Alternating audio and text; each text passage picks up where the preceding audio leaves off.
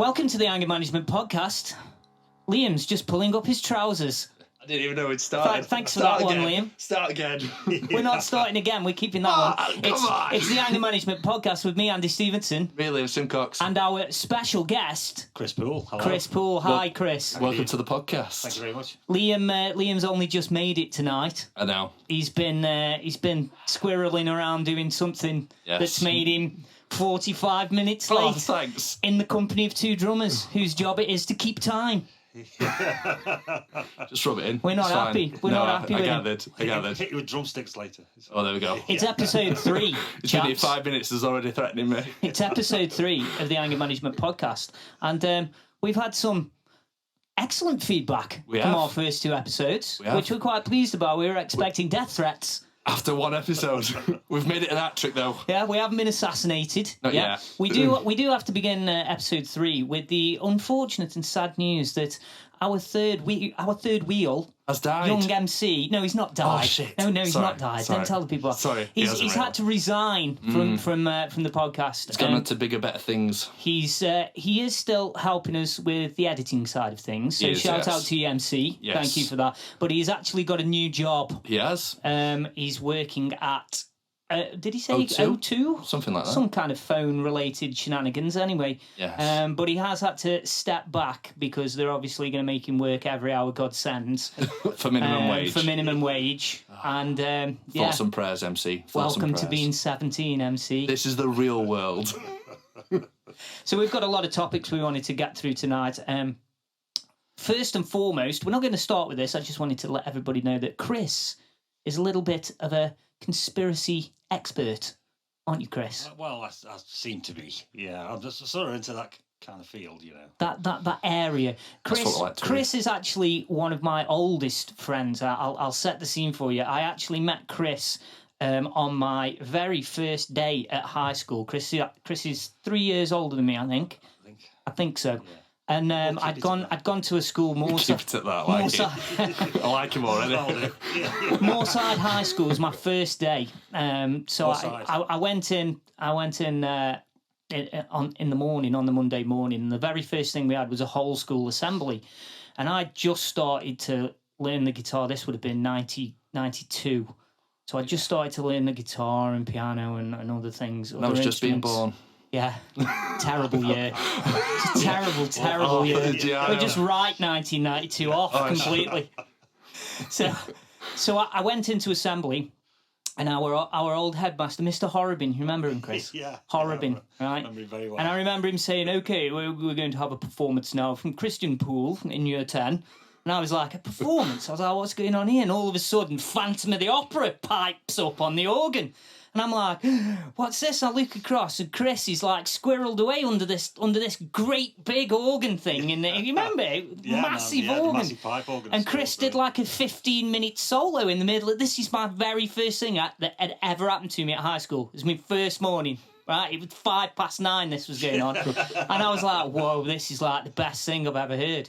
And then a couple of days later, it turned out that Chris and I were actually dating 2 sisters. We won't go into names. I thought you were about to say me and Chris were dating. I was like, you've got to see that. Yeah, we were actually dating. Me and Chris were dating. We just didn't know. Just didn't know about it. Yeah. So I ended up having a chat to Chris, and that was the start of a friendship that's lasted for knocking on 30 years now. Yeah, so a little bit about Chris. Chris is one of the nicest blokes I've ever met. Without bigging you up too much, Chris, he's the nicest guy I've ever met. He really is. He's also the best musician I've ever known. He's fantastic on piano, guitar, bass, drums, everything you can throw Xylophone, at him. triangle, He's amazing. He's an amazing musician. I didn't get out much as a kid, you know.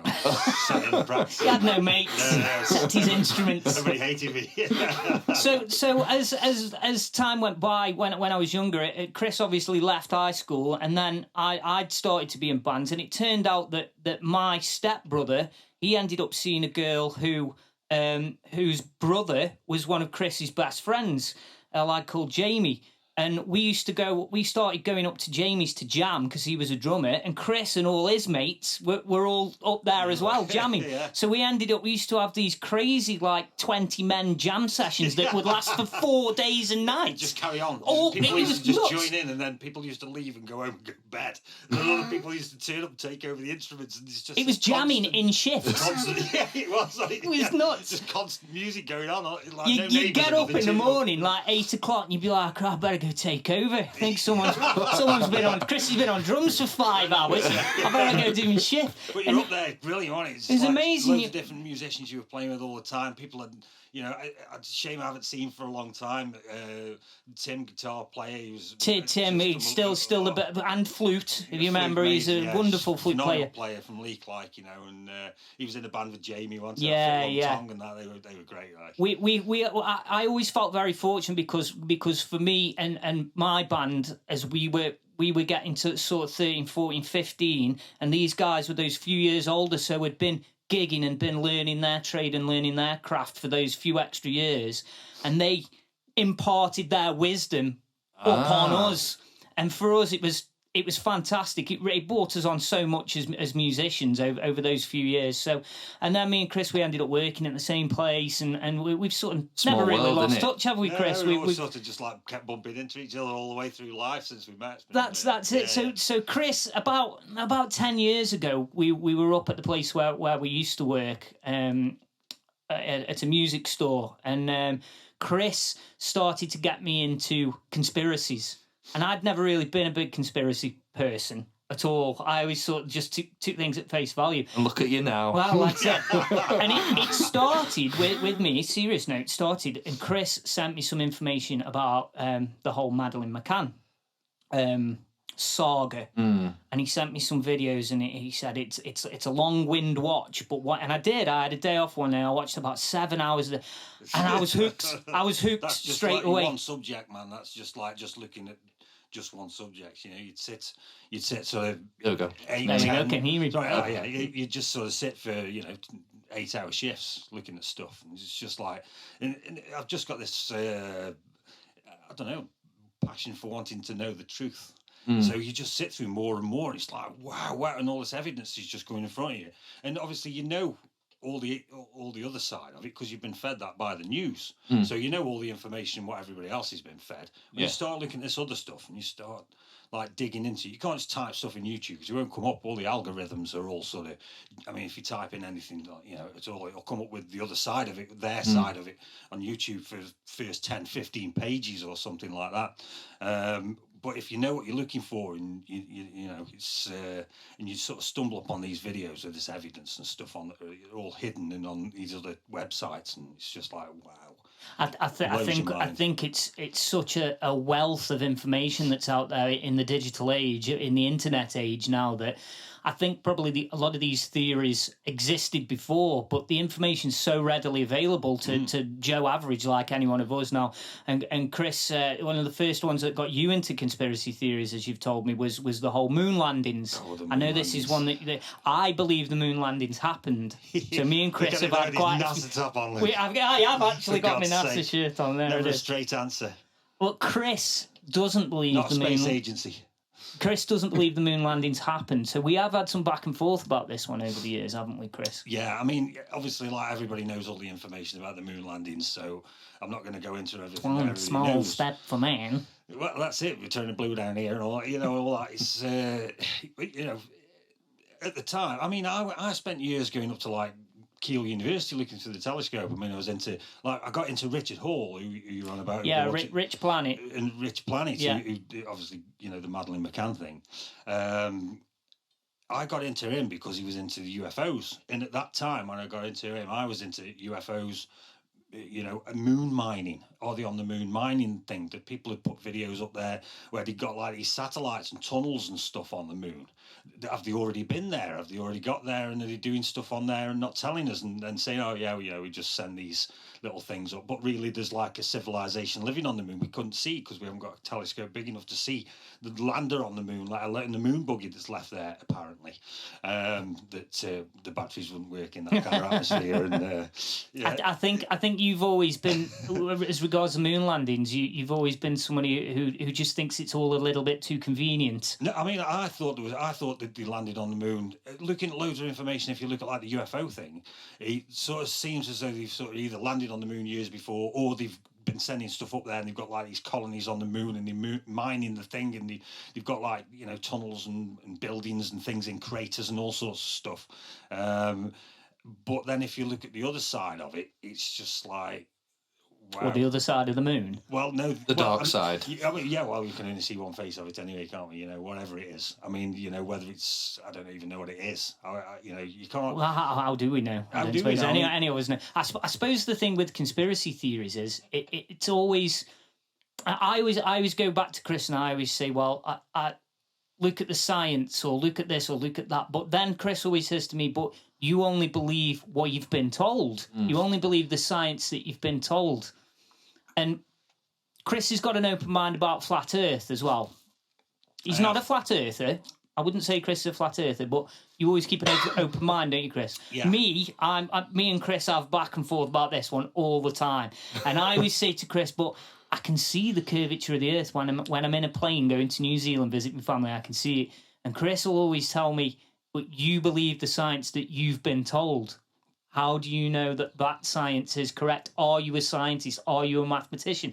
And I have to sit there and go, well, no, I'm not. I can't be entirely sure about anything at all. But you've got eyes. You've got eyes, and that's what gives it away that you're not on a ball. Interesting. There you go. Because if you believe your senses rather than what they tell you, and look, I mean, if you type flat Earth in YouTube, same thing will happen. All the algorithms are all, so it just comes up with debunking stuff for pages and pages and pages. But if you know where to look and what videos to watch, and I mean, I sent you a link the other day. I don't know whether you looked at it. I didn't, Chris. I was a little bit too busy. You just brought up that you've been on a plane to New Zealand. You've seen the curvature through the window. Well, I've got footage where somebody sent a weather balloon up 21 miles in the air, and there's no curvature because it hasn't been taken with a GoPro camera. It's been taken with a flat lens camera, and it just goes off onto the horizon. The horizon stays at the eye level of the observer. So if you go up and up and up, theoretically, if you're on a ball, that should drop at some point because you'd be above it, and that curling away in every direction because you're on a ball.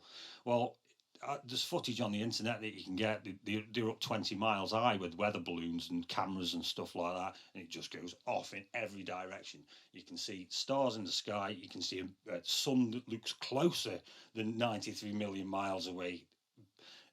Well closer, like a few thousand miles away. I suppose. And then you've got like a plane which goes in every direction because the camera's spinning around in the air, and it goes all the way around. And Chris has sent me a lot of this stuff over the years, and I'm not a believer in almost. There's a couple of conspiracies that I am a believer in. It's a big one, but almost any of them, almost all of them, I don't believe. And Chris has sent me things. I always try and keep an open mind. Yeah, right? I get that. I always do, and I look at these videos that Chris has sent me.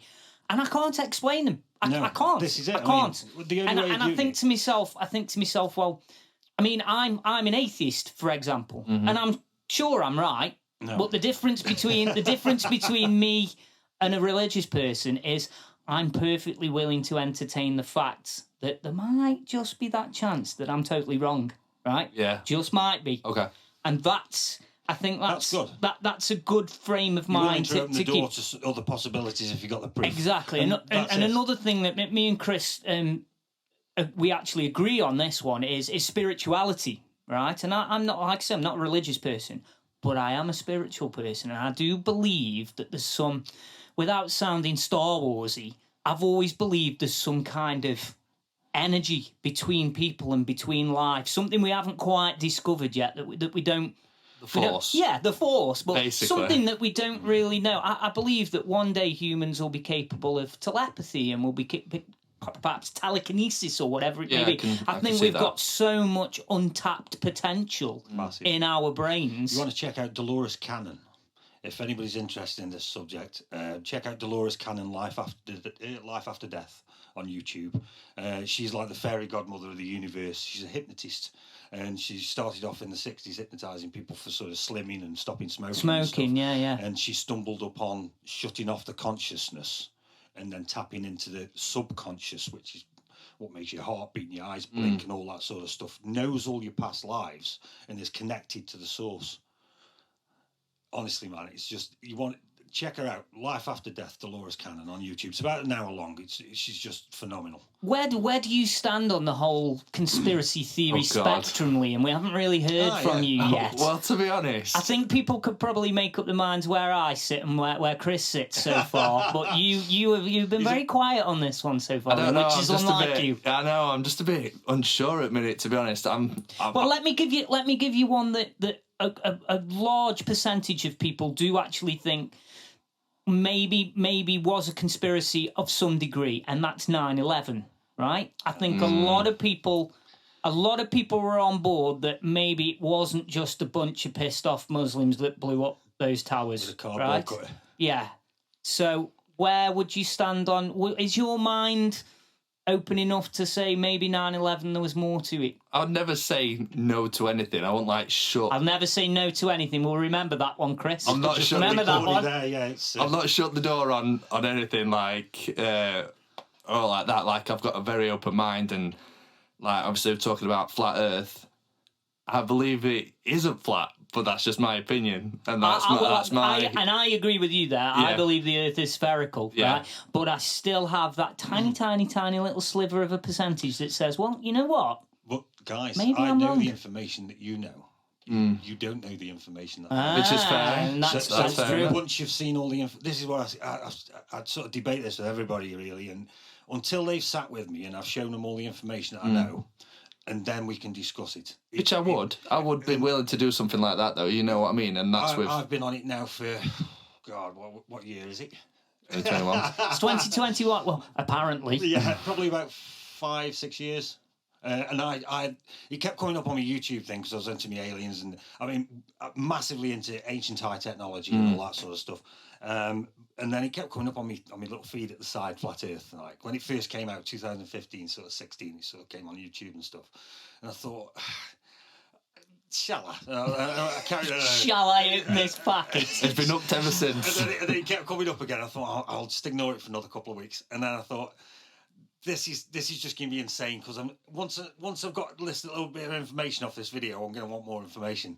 So like, I thought, here we go. So I clicked on it, and then I was working at the academy at the time, and I was doing guitar repairs in my little office, and I was in my office all day long repairing stuff and doing stuff in the shop and that. And I was just watching flat Earth videos constantly, because obviously I know all the stuff about, I used to go Kiel Observatory and look at the planets and different things, and into UFOs and all that sort of stuff. And yeah, man, I just sat looking at all this information on these flat Earth videos. I was just like, wow, this is just nuts, man. This is crazy. And then tried debunking it, and you can't debunk it. I can't debunk it. I'm not knowledgeable. As much as I've got the strength of my convictions, I'm not knowledgeable enough to debunk anything. And that's why I always say, even if I'm certain of something, I still have that little element of doubt that I might just be wrong. One thing I did want to ask you, Chris, is in this age of social media, and this links us back to something we've touched upon on previous podcasts, Liam, about toxic social media.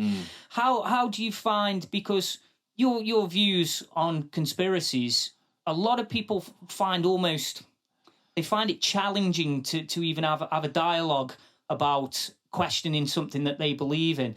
Do you have any incidents of people being arseholes to you, basically? Or do you find that most people are willing to just say, well, I'll listen. Or just leaving you one comment that says "fucking idiot" like you had. Like I had. What was that one even for, Liam? I can't even remember. I made a post about not throwing yourself off a cliff or something, and some bloke had just put "fucking idiot." That was it. In his parents' basement. Thanks for that, mate. Cheers, mate. That's a very rational constructive. argument. Cheers. See, there's probably a lot of people out there, or some people who might listen to this who know me, who didn't know that information, that I'm into me conspiracies, and a lot of people who know me know that I am. All my mates, they're cool, man. They're just like, I'll show them stuff like, you know what I mean, and like yourself, and whether you believe it or not, I've just shown you, you know, I'm into it, you're not, or you're into it and you're not. But you're just putting information there and letting somebody make their own mind up about it, and that's how it should be. Sometimes it's a bit much. I mean, you can't go over to somebody and just say, "Well, man, check this out, the ear's flat," like, because it's just too much for them. The cognitive dissonance won't let them. I did last time. Open that door straight away, and you just go, "What? Oh, is it?" And you're like, "Oh no," because it's just been indoctrinated for such a long time, 30, 40, 50 years. I mean, try and tell me, old man, like he's 70 odd. You know what I mean? He's not having any on it. Well, I was told at school this, and I've seen ships go over the horizon. And I'm like, Luke, I've answered all these questions. Oh, well, the satellites in space. Luke, I've asked all these questions. I've got a question. I've actually sent Chris a picture message from 60,000 feet. I have. Oh God. Sent him a message out the window like here. Chris, what's that weird curvy shape over there on the horizon? And he sent me back some kind of mad mathematical But thing. Your eyes are playing a trick on you, Andy. And I was like, I don't think he's right, but I can't just dismiss him because you never know. But anyway, Chris, as we touched upon before, Chris is also a local musician. Tell us a bit about your background musically, Chris. I know you went to, was it Drum Tech in London? Yeah. Well, I started playing when I was about 5, and I went to it was Anne Riddle actually, who used to run like a children's thing at the village hall at Wetley Rocks. Right.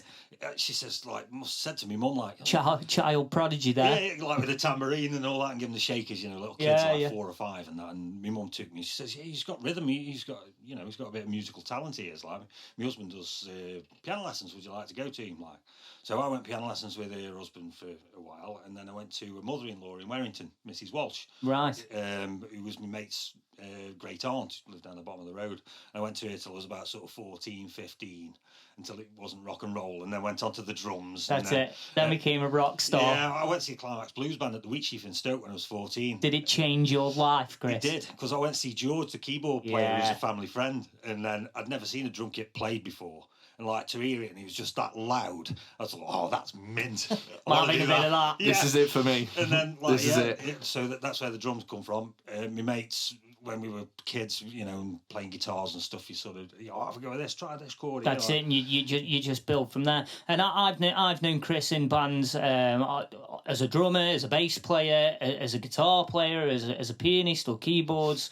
I've never known you sing, Chris. Only backing vocals. A bit of backing vocals, yeah. So Chris has been kind enough to send me a couple of tracks that he's been doing with some of the guys from his covers band, which are Legends of Sound. Legends of Sound, who are a local covers band, play all across the country. Absolutely fantastic band. Obviously, we can't play any covers on the show. So Chris has been kind enough to send me 2 tracks that he's recorded with Kane and guitar player Kane, and we've got Salve vocals. And Salve, which is original stuff. So the first track we're going to have a listen to is "I Want It All." Yeah, Chris. I'm on drums, bass, and the keyboards. And triangle. And shakers. Salve doing all the vocals, and then Kane on the guitar. Legends of Sound. Legends of Sound. Check them out. You're on social media, I assume, Chris. We are. People can go on and just check you out. Type it in on the Facebook. blurb. There we are on the blurb. We've got legendsofsoundband.com as well if you want to check it out there. There's some videos and all the full tracks, and snazzy. We've got some other. We might have a website one day. You never know. We'll have to save the money up for a bit and see what we can afford. So this is Legends of Sound, or the guys from Legends of Sound, with an original track called "I Want It All." Let's check it out. Thanks, Chris.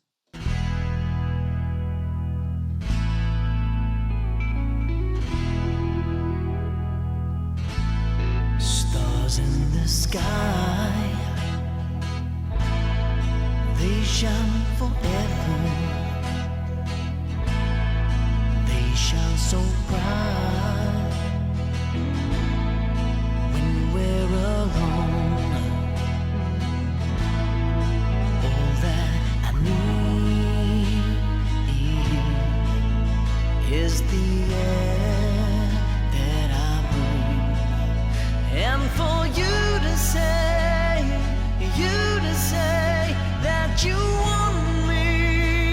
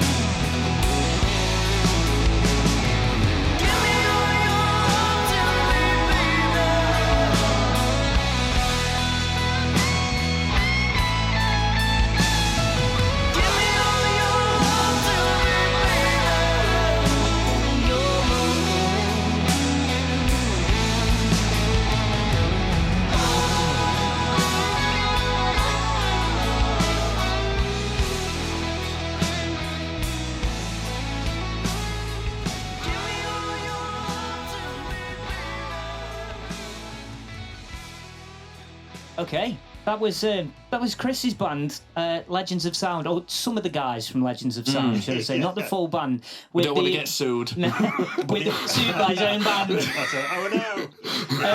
That was the song "I Want It All."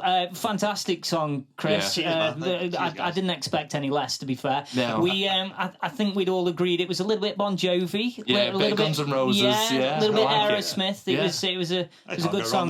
Good mix. Good mix. I really enjoyed that, Chris. You were saying that was something you'd like to do as a wedding song with the covers band. Yes, yeah. Ideal. Yeah. You can see some smooching to that one. My first dance to that. So I've got Rachel's brother learning the drums, and then the rest of the band will play. Rachel, your missus. Yeah. Yeah. That'd work. I think that'd definitely work at a wedding. Anyway, you're listening to the Anger Management Podcast with me, Andy Stevenson. Me, Lewison Cox. And me, Chris Poole. Our special guest, our first ever one. First ever, congratulations. How does it feel to be first guest? That's great, yeah. I love the rider, guys. Yeah. Guest rider. Yeah, coffee. There you go. There you go. So, Liam. Yes. Liam wanted to discuss unpopular opinions. Yes. That is, obviously I was on the radio last night and I pitched it to the listeners. I didn't come last night, sorry mate. I couldn't get there. We don't want to talk about your personal problems, Andy. There we go. If Marcel's MC's not here, so you're going to take up the baton. I'm going to stick it in. Well, hey. But no, obviously I was asking the listeners last night on my radio show for their unpopular opinions. And today I'm asking you for your unpopular opinions. Who wants to start? I mean, I'm full of everything I say is pretty much unpopular. Or do you want me to start? You start, Right, Liam. okay. Tell us what originally got you thinking about this. I'll start with a question. What do Nando's, Domino's, and Five Guys all have in common? I'll counter question you with what the fuck is Five Guys? You've never been Like to a burger place, I think. Yeah, there you go. Yeah. A burger place. Yeah, like a rip-off burger place, man. It's just Right. No, The answer- didn't know that. They are probably quite nice, you know what I mean? I don't want to get myself. Well, I'm gonna say Domino's pizza's shit. It's And overpriced, what was the really. other one? What was the other one? He's just got it. Overpriced. It's overpriced and overrated. Isn't Nando's just chicken with Exactly. sauce? Who wants to pay 20 quid for a slice of chicken? It's got this sauce on. I'm not bothered. I'm not wouldn't pay interested. 20 quid for an actual chicken running around my Exactly. garden. You could go to Aldi and get one for like a tenner. But I've got a few. So if you guys have got any more, then just shout. I've got a lot of unpopular opinions. go on. I I've have, got mate. a popular opinion, really. I suppose if everybody thought about it properly and thought, actually, yeah, that's pretty right. I'm getting ripped off here, man, for a sloppy pizza delivered by a miserable fucking delivery Yeah, guy. Domino's is same. It's just like I say, you're paying 15 quid for like, 2 large pepperonis. Really? Ooh. Okay, I'm going to give you my popular opinion is probably a little bit more political. Oh God! Right. Do I need to put my tinfoil hat on? This is the one for me, right? I apologise. I've opened the floodgates. You know how we've got this horrific problem with offence being caused by everything all the time in 2021. Yes. Even this own podcast. So it upsets someone. it upsets somebody, doesn't it? So my view is this: the problem lies with you dickheads getting offended. Not by the people, not with the people causing the offence, right? Because it's really simple, right? Just don't be offended. If someone said something that's pissed you off, fine, be pissed off about it. Scroll to the next past. thing. Yeah. There you go, Chris. Scroll to the next thing, right? If someone rips on, I don't know, short people, I'm 5'6", right? Someone rips on short people on social media, on Facebook, right?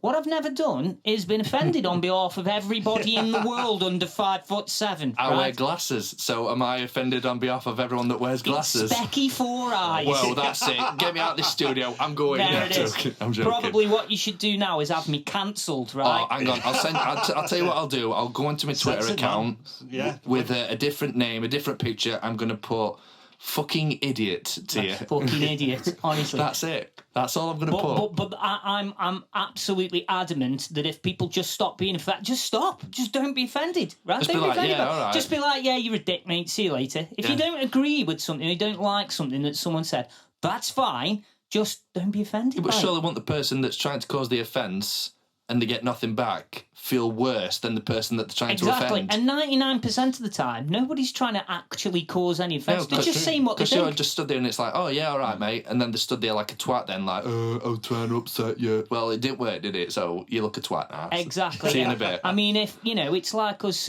calling you a fucking late wanker and ruining the podcast for us, Liam, because you were so late today. Chris. Hold me back. And you literally now being offended on every on behalf of every late person in the world. Right? Which is everyone at some point in their life, I'm sure. Liam's terrible for tardiness as well. It kills me. Every time we're on the radio, I sit there watching the clock tick by for 10 o'clock in the morning, and I get there at 9:30 in the morning, and it ticks and it ticks and it I'm ticks. available for and bookings. I'm like, where is he? And then I'll literally be playing the intro.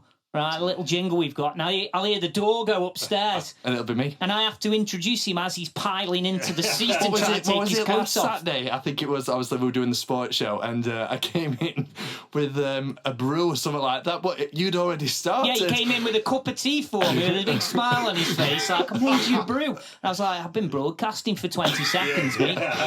Probably best get on. Shout from one side of the room, like, I'm here, don't worry, I'm here. But yeah. No, Chris, unpopular opinions. Obviously, conspiracy theories. Again, lots of conspiracy theories. Yeah, they're very unpopular. Yeah. Everybody rips the piss and whatnot. But I mean, I'm into it. I like it. I mean, it's better than watching the news or reading some bullshit book about a load of crap in it. Like, you know what I mean? It's just whatever you're into, innit? You know what I mean? And now into alternative information. And I found out a lot of, some information, it turned conspiracy fact. It turns out to be fact. I mean, everybody thought, 10 years ago, mass surveillance was a conspiracy. Yeah, and here we are living in it now. Yeah, there you go. And then, things, there's all sorts of horrible things that have gone on that people have thought it was conspiracy theories. And weapons of mass destruction. Look how that one turned out. That's it, yeah. That's it. Yeah, not to mention, like, the Dead Baby Project, where they were pinching baby parts for testing testing radioactivity. The government started. Wow. And none of the parents, 1,500 babies, bits of them got sort of taken away. This took a dark turn, didn't it? It was a super dark turn. It's gone to the dark side. Darth Poole over here. But yeah, there's all sorts of things that have gone on that people thought were conspiracies at the time. They turned out to be true. So, I'll just keep digging and try and find the truth. I know all the information that everybody else knows, so I don't need to look at that. I watch the news daily just to see what the people are being fed. And see what obviously mainstream media, man. I mean, I could. You're not a fan on mainstream media, are you? I got 2 hours on it, man. And that's not tip of the iceberg. It's just insane. Yeah. But I was going to say, Liam, this is your topic. This is what you wanted to discuss. So I'm sure you've got a couple more in the bag here. Well. So I can see you, but you're bursting at the seams. I've turned up finally. And so. Overplayed wedding songs. So I'm looking at like Ed Sheeran. I'm looking at your best mate Bruno Mars. Bruno Mars. And for the listeners, I've met Bruno Mars, and he's a twat. He was an absolute arseface. He really was. Not to me personally, not to any of my employees, to his own crew. I can't remember exactly what was going on, but he was belittling his lighting engineer or whoever it was. We were at a show at Nottingham Arena or wherever it was. And he was an absolute cretin. And I remember turning to the lighting guy and just saying, how'd you not fill him in? How'd you not, because he's littler than me, he's tiny little. He is a small bloke, isn't he? And I says, how'd you not just punch his lights out? And he says, well, I'm on tour for 3 months and I make 45 grand for 3 months' work. He says, so only have to let him whinge and moan. He says, that just bounces off me. Yeah. And I'm like, no, I couldn't do that. Well, but anyway, Liam. Yeah, sorry. An artist, like I say, off the top of my head, is like Ed Sheeran. And there was Thinking Out Loud. I don't know if you've heard it or you guys are familiar with it. Song, yes. And it must have been the first dance song in people's weddings for the last 5-6 years. It seems to be like the go-to song, and I think, how generic could you get? My first song after my wedding was the sound the Slotters were making in the Luxor in Las Vegas. Oh God! Yeah, it was great, man. That's how everyone should get married. It's either that or pay for 100 meals for a load of folk I don't really like. You know what I mean? Yeah. No, I'm all right, Tor. I got married, me and my missus, that was it. No one even knew about it. It was great. Spend your winnings in slots. But no, I understand. I know exactly what you're on about with the overplayed songs, not just at weddings either. Overplayed. Yeah. I mean, I just can't listen to chart music anymore. This was going to bring me on to one of my unpopular opinions. I don't think there's been any good songs for the last 15 years.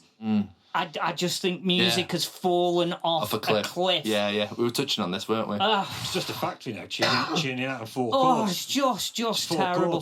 chords going round and round. Well, you've got Spunky these. money. I follow a guy called Rick Beato. I'm sure you know Rick Beato. No. Do you not, Chris? I'd follow him. He's a musician, songwriter. He's got like about 1 million, 2 million followers on YouTube. He's amazing, older guy, and worked with some amazing artists. And he was basically saying how music today is written by these teams of songwriters.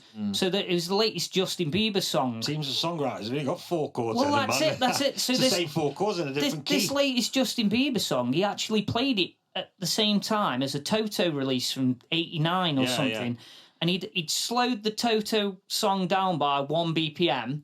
And the two ran perfectly parallel with each other with the same chords, the same key, the same melody. It was the same song. But on the credits, it had taken 9 people to write this song.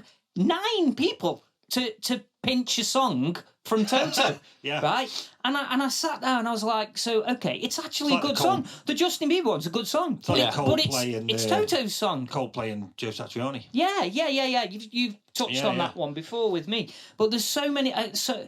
it's an unpopular opinion, particularly with youngsters. I know we've got a few listeners down at the sixth form college in Cheadle. Shout out, guys. Shout out to all you guys if you're listening to this. I used to go to that college. I got expelled. Oh, right. In 98. Not setting a good example for the guys listening right now then at college. So you guys just behave yourselves. Yeah, right? stay in school. I got expelled. I was there. I think I made it 4 months. I think, and then they booted me out. Top on, not knowing anything. Don't know anything. He doesn't even know what NASA stands for. But maybe you youngsters listening in colleges and in schools and everything would probably think that is a very unpopular opinion that music's fell off a cliff. But you're probably listening to some shit music that's going on in your common room on the TV right now. What's that genre called that I hate, Liam, that we talk about on grime. Grime, yes, music, of course. Pressing the demo button on a keyboard and then rapping over the top about G's and hoes. I figured out what hoes are, but what are G's? What are G's? Right, G. Money, is it money? Didn't you say like a grand or something? I think it's a grand. Right, so these drugs? These lads who are sitting in the nan's bedsit. These lads who are sitting in the nan's bedsit, pressing a demo button and rapping over with the top. With the shin pads on and the football kits. They're talking about G's, are they? So they've got loads of G's. But they animate it from music, let me tell you. There's no G's in that. No. But for me, that's a massively unpopular opinion. There was a band, I can't think, I'm sure one of the listeners can help me out with this, and they released a song called Cake by the Ocean. And cake is slang for money. Cake is? Cake, yeah. I thought it was slang for like some kind of radioactive element. Brick. Cake? Yeah. So basically... all them things you put in the bog for stop it stinking piss. No, it's not. Is it cocaine? Cake. It could be cocaine. I know I could eat one of them ones. It could be cocaine. I could be way off. I don't know. So yeah, let's sing about money or drugs or G's and shit. I don't fucking know anymore. I did, honestly. A bloke I knew ate one of them cakes once. Urinal cake? Yeah, urinal cake. Oh, no. Urinal cakes are funny, man. Oh, that brings us on to something actually, Liam. Oh, God. Right? Last week... I had to fight the good fight against Liam and MC when they stated that farts weren't funny. Right? We put this to our listeners, Chris. I suppose it depends on what kind of setting.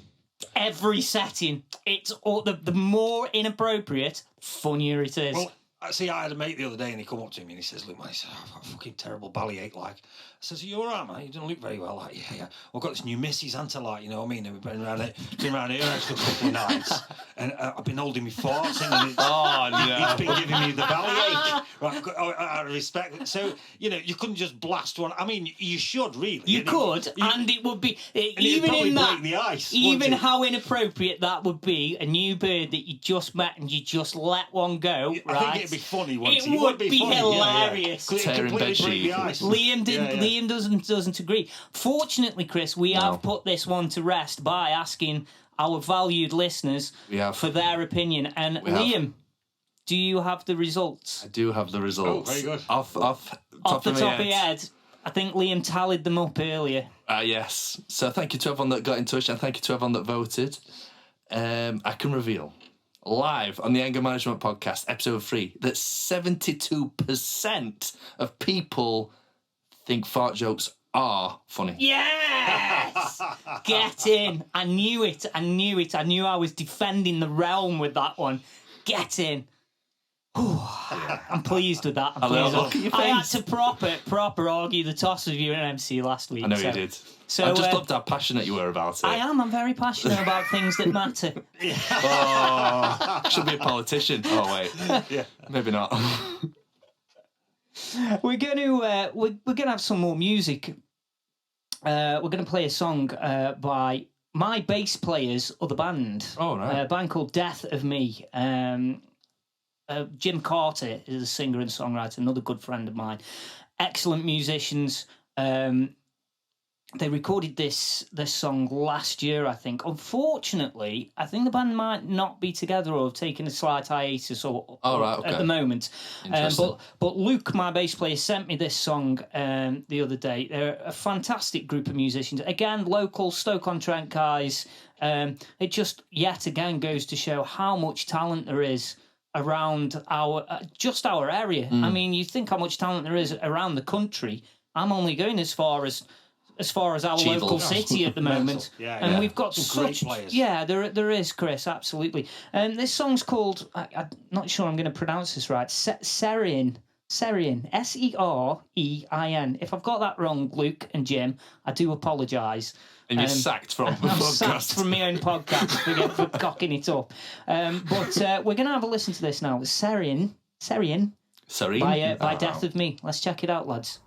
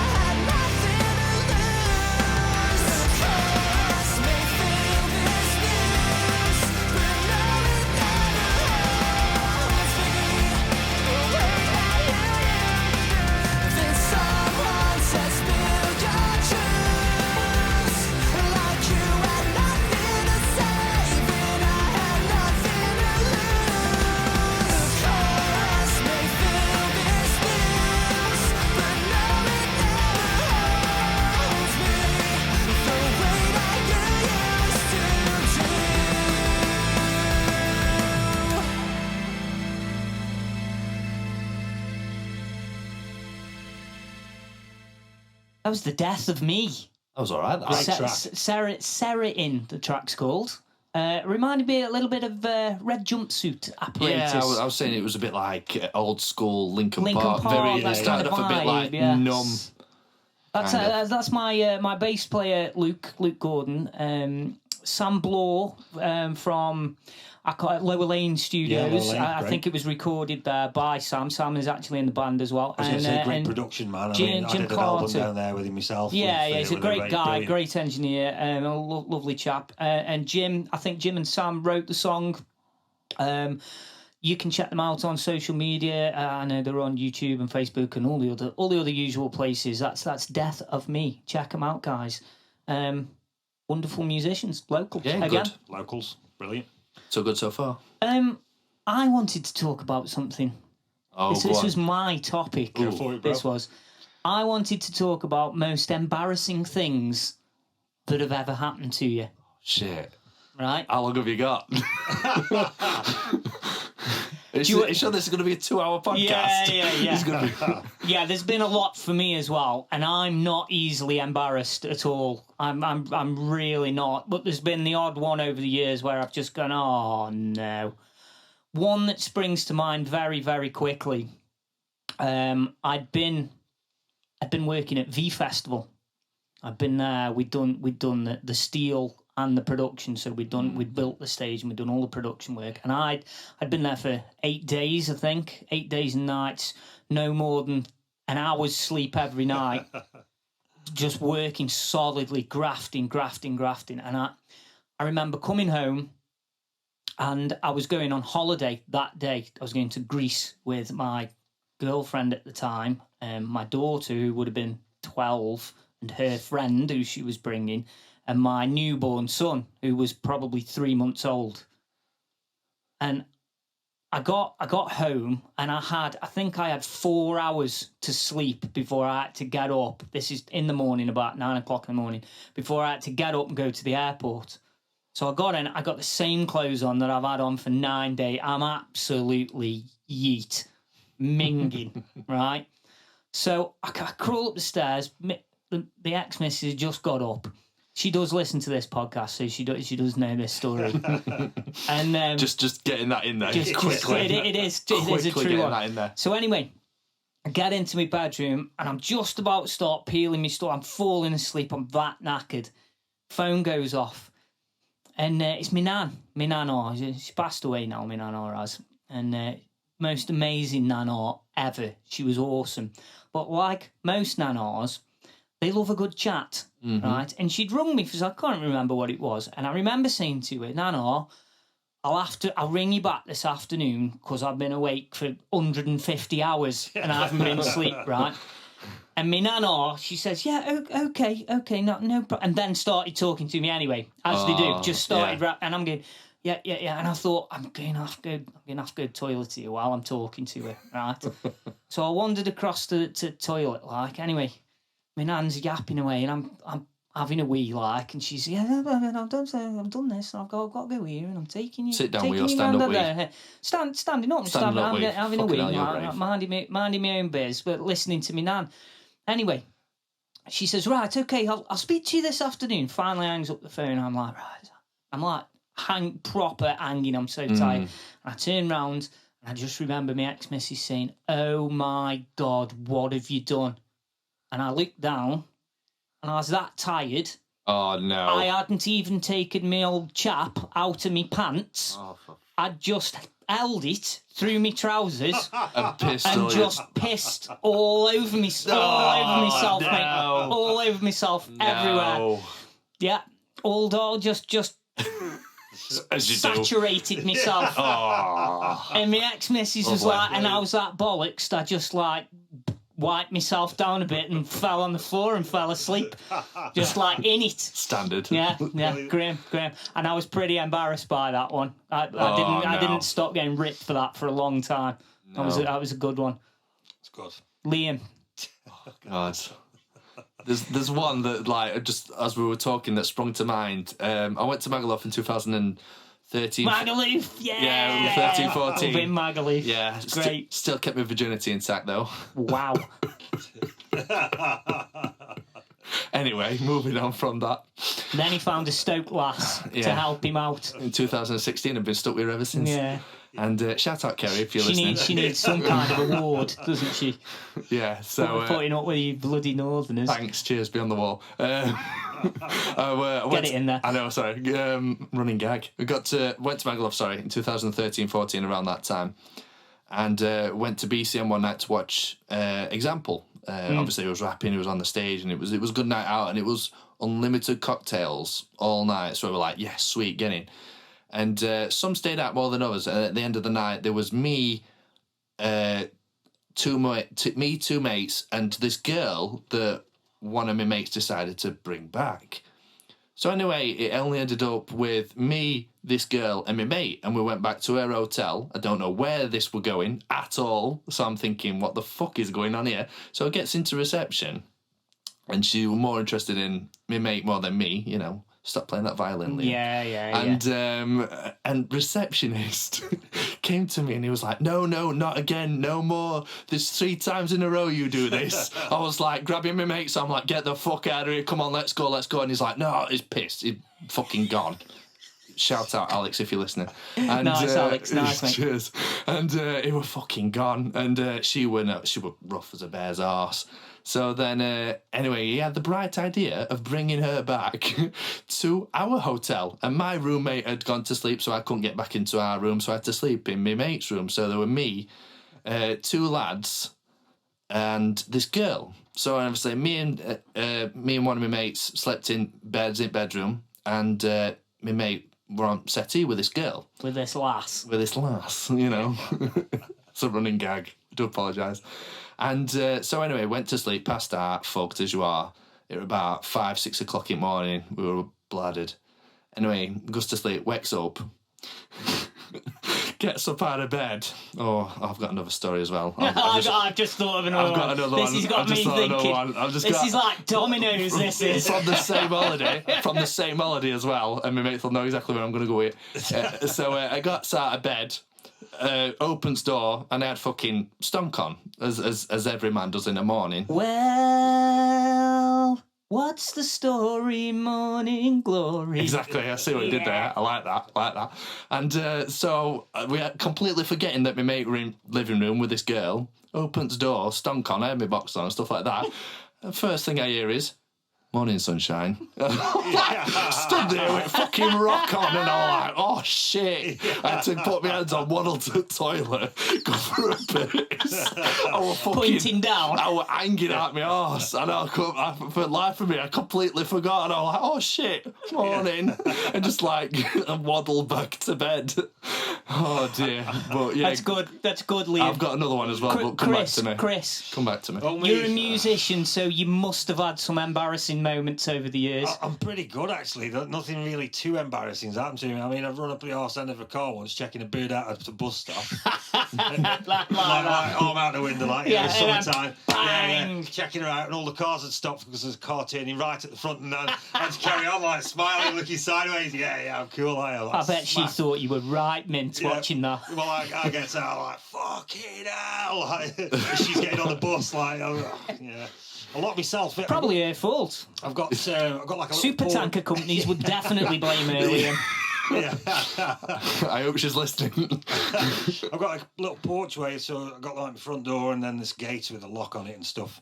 And I come out without. Well, my lady. No, I won't say that. Oh, he started now. He said the words, my lady. He started. Oh dear. No, well, the keys for the Start and house sort finish. got taken off my keys. My bunch of keys are here. That's a bunch of keys, that is, For Chris. anyone listening, that is a big bunch of keys. Yeah. Chris is driving his car if you're home watching to on YouTube Fort right Knox. now, so my house keys got taken off. So I've come out the front door, Anton, and shut the front door. And like, I looked at my keys to unlock the gate. I'm like, where the fuck are the keys? well, they've got no keys. So like my lady's at work, so I'm then trapped in between. In the little bit outside your house. Outside my house, yeah, on the step. So you literally couldn't swing the fucking budgerigar around that space. I'm in there with my toolbox, right, and my high vis on, sat there, like, trapped between this iron gate and the door. You've been naughty whilst in prison and you're stuck in a hole. You're right, don't panic. Put him in the hole. I'm thinking, Give him 3 weeks in the hole. shall I put the door through? Or well, no, because I've got to go out and I need to lock it again. Right, okay, so, right. But my lady's folks have got a key, so I'm sitting there, right, ring them up, like, bring the key over. Yeah, all right, I'll be there in a bit, like, yeah, we're just out. I'm like, oh, no. Just in Lake District. You need to Having a pint. It's about 20 minutes. So I'm sitting there, like, I thought, I'll roll a fag up, have a fag. I was sitting there. And the girl come out from across the shop, across the road, and she's like looks at me.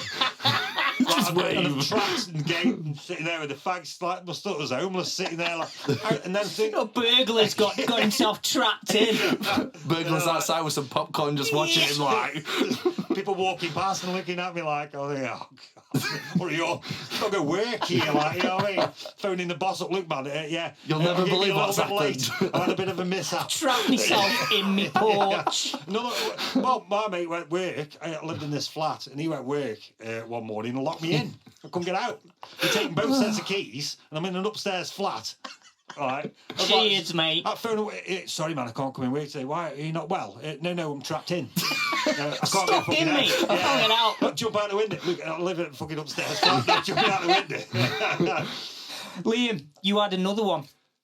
Yes. Better than your stonk story. Well, it's not far off. It's just fucking out of sheer stupidity. This is if there ever was an advertisement to not get drunk, this would be it. I from the same place, Magaluf of all places. Good time there, man. Yeah, great time. Yeah. Loved it. First lad's holiday, so I went a bit wild. I actually had cornrows put in my hair when I went to Magaluf in 2003. You had hair? I had loads of hair, long blonde hair. It's all gone now. Look at people on YouTube now, how bald you are. It's all gone. Oh, God. But it was long. Chris will remember, I had hair like Kurt Cobain. Yeah, man. And I had it all put in cornrows the first day I got to Magaluf and walked around with cornrows. Yeah, man. Awesome. I love being 23. It was great. No, not now you're 40. Oh, 40. Say it with bated breath. Thanks, Liam. Say it with bated anyway, breath. So Liam is in Magaluf. Yep, still. His boner's gone down, I think, at this point. I think it was the following. Heavily. I think it was the following night. I can't remember. It was a long time ago. And he's managed to punch it down so he can go out. Yeah, like that scene out of Scary Movie where Charlie Sheen's back hitting it with a bottle. Or the in-betweeners. That scene in the in-betweeners where he's punching his dick because it won't work properly. Why won't you work?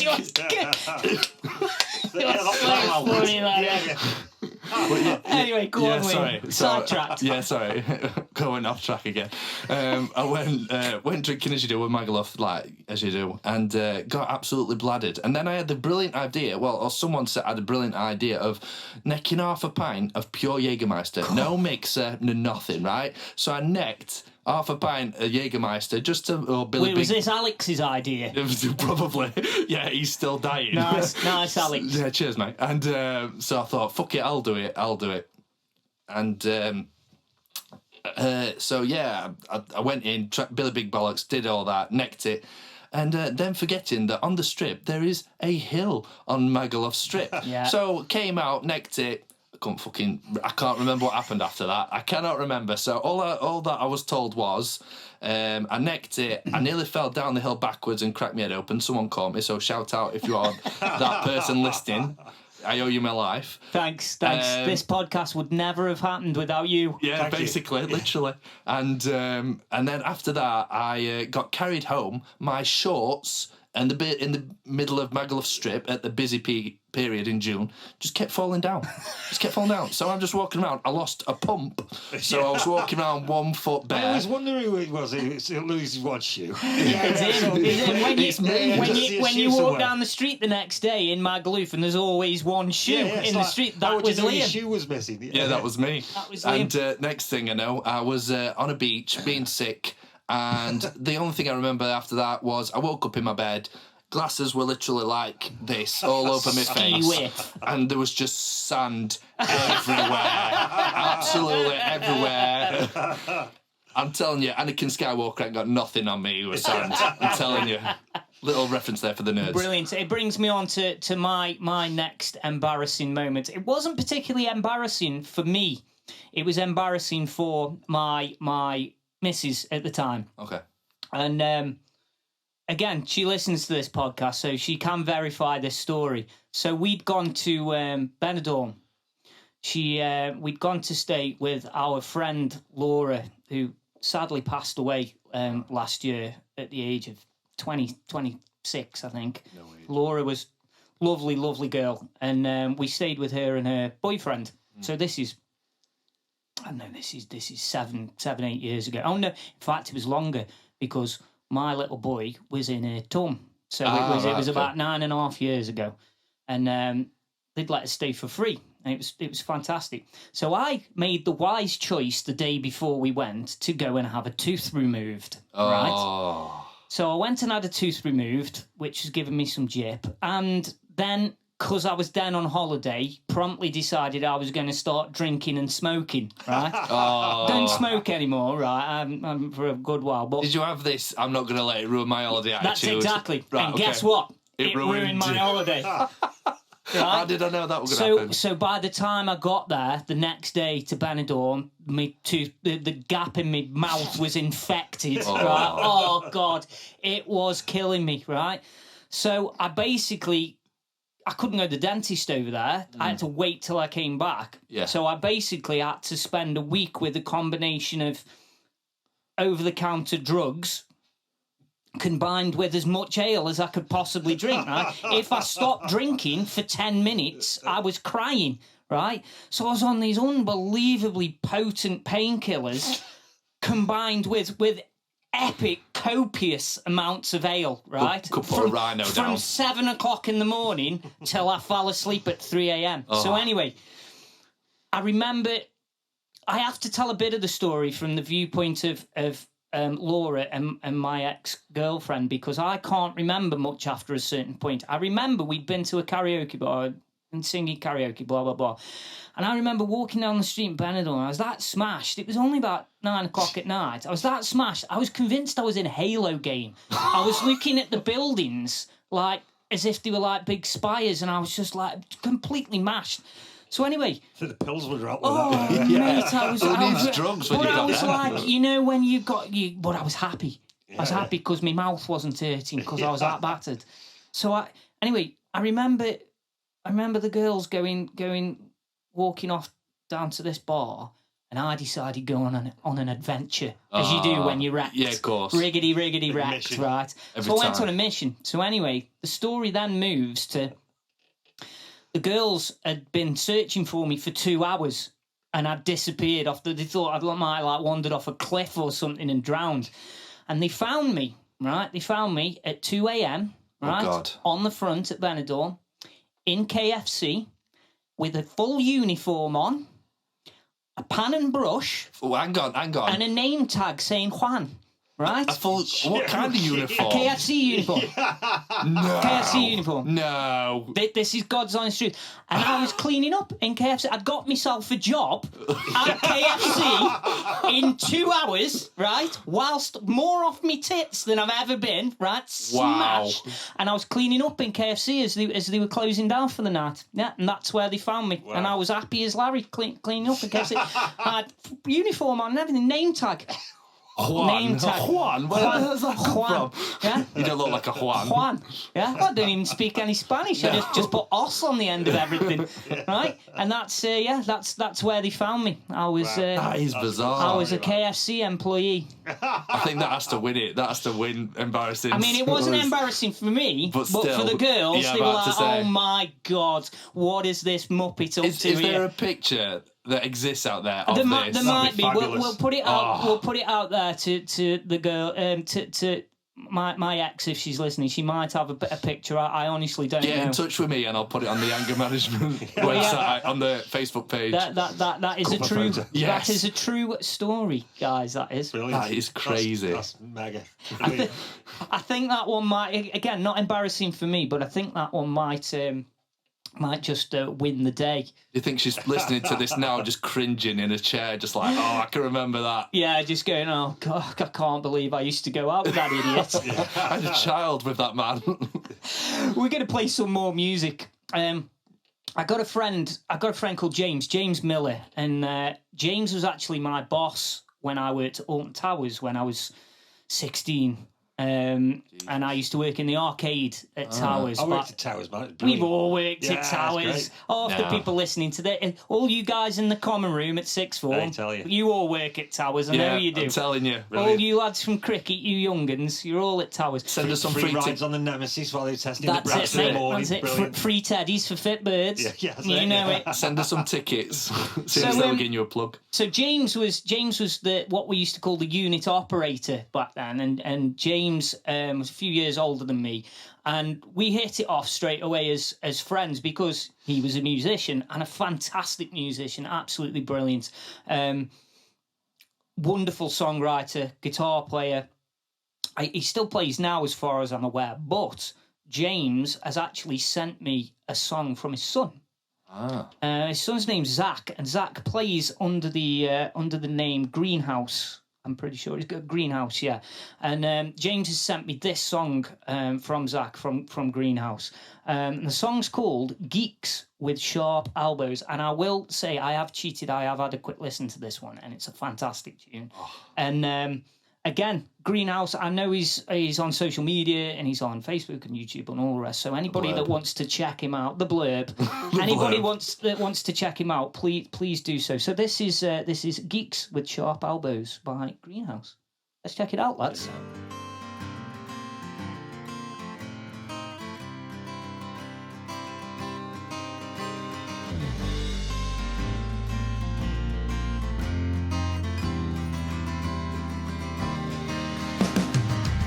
Little Sammy lives by your school. Little Sammy played you for a fool, and you keep it together most of the time. Keep it together most of your life. Keep it together when you're standing by. It's a long time ago, I suppose. Long time ago, I suppose.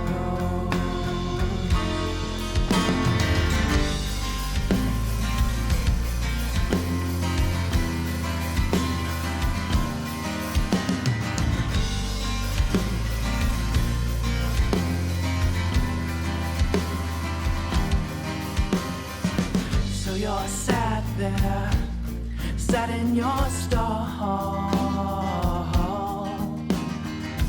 a living oxymoron, a big and small, and you keep it together most of the time. Keep it together most of your life. Keep it together when you're standing by. It's a long time ago, I suppose. It's a long time ago, I suppose. It's a long time ago, I suppose.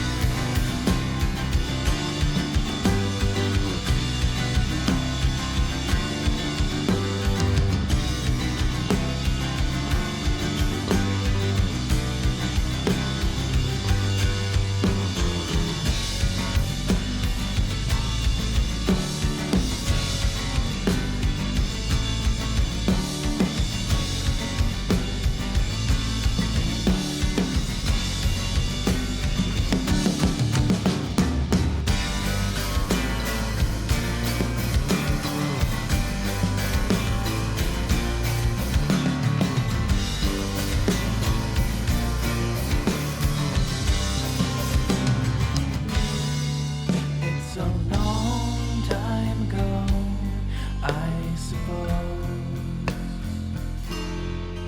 It's a long time ago, I suppose.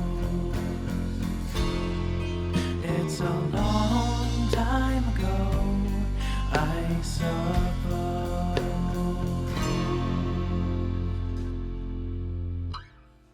That was a Greenhouse with Geeks with Sharp Elbows. It was good, that. I thought that was a very good. fantastic track.